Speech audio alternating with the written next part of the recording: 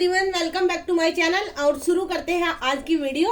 और आज मैं आप सबको बताऊंगी कि 7 मंथ में 2023 का पेपर आप कैसे प्रिपरेशन करके दे सकते हैं, क्योंकि नवंबर, दिसंबर, जनवरी, फरवरी, मार्च, अप्रैल एंड मई में आपका पेपर है 28 मई को। तो 28 मई तक होते हैं 7 मंथ।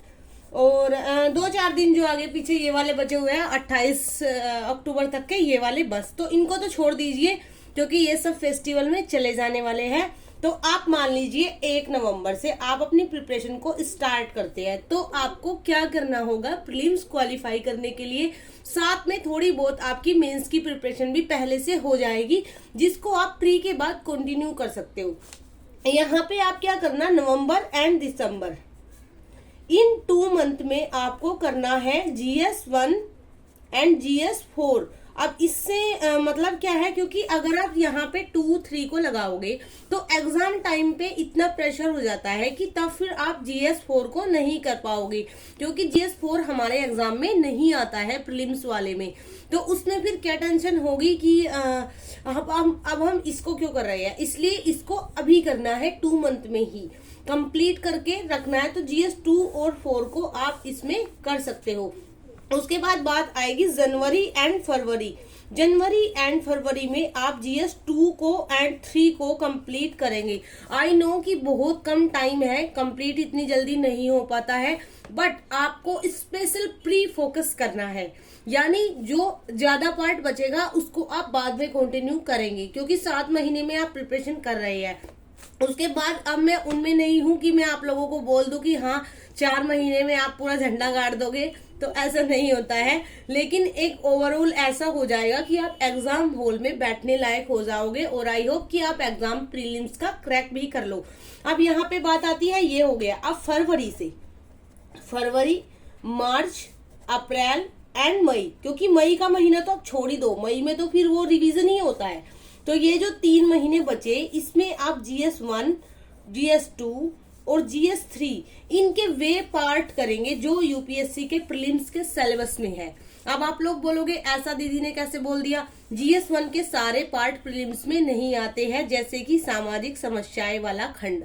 GS2 के भी सारे पार्ट नहीं आते हैं, जैसे कि IR, क्योंकि IR वाला जो पार्ट आप लोगों ने देखा हुआ क्वेश्चन आते हैं प्रीलिम्स में, वो करंट अफेयर वाले आते हैं।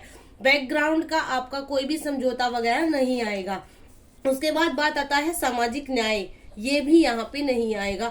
GS3 पूरा आएगा, इकोनॉमी भी आएगी, इन्वायरमेंट भी आएगा, साइंस एंड टेक भी आएगा, डिजास्टर भी आएगा, इसमें आपका कंप्लीट आएगा। तो इसके वे पार्ट आपको प्रिपेयर करने हैं अच्छे से बिल्कुल। और साथ में इसके आपको करनी है टेस्ट सीरीज। करंट अफेयर आप यहाँ पे भी करेंगे, करंट अफेयर आप यहाँ पे भी करेंगे, बट यहाँ पे आप उसका रिवीजन करेंगे। यानी कि यहाँ पे अगर आप नवंबर से स्टार्ट करते हो तो आई होप कि आपको अक्टूबर या सितंबर से स्टार्ट कर लेनी चाहिए, क्योंकि जून से करोगे तो पीछे रह जाओगे। जो पहले से कर रहे हैं उनके लिए बेनिफिट है। अब यहाँ पे आप टेस्ट सीरीज भी दोगे और ये भी। अब यहाँ पे जब आप इनका रिवीजन करते चलोगे और साथ में टेस्ट सीरीज लगाओगे, और टेस्ट सीरीज का एक शेड्यूल जो कि हम अपने ग्रुप के बच्चों के लिए बनाएंगे, वो अभी मैं ट्राई कर रही हूँ कि आप लोगों के लिए भी अलग बनाया जाए, जिससे जो 23 के बच्चे हैं जो ग्रुप में ज्वाइन नहीं कर पाए, वो भी उस शेड्यूल के अकॉर्डिंग अपनी टेस्ट सीरीज कर सकते हैं। बट यहाँ पे टेस्ट सीरीज आपकी इंक्लूड हो जाएगी फरवरी से। उसके बाद में फरवरी, मार्च, अप्रैल आप टेस्ट सीरीज करेंगे और साथ में इसको रिवीजन करेंगे। फिर आ जाएगी 1 मई।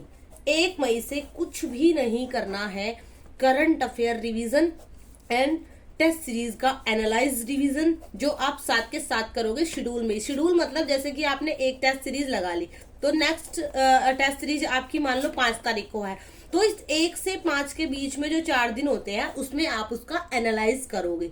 तो वो एनालाइज आपको यहाँ पे रिवीजन करना है।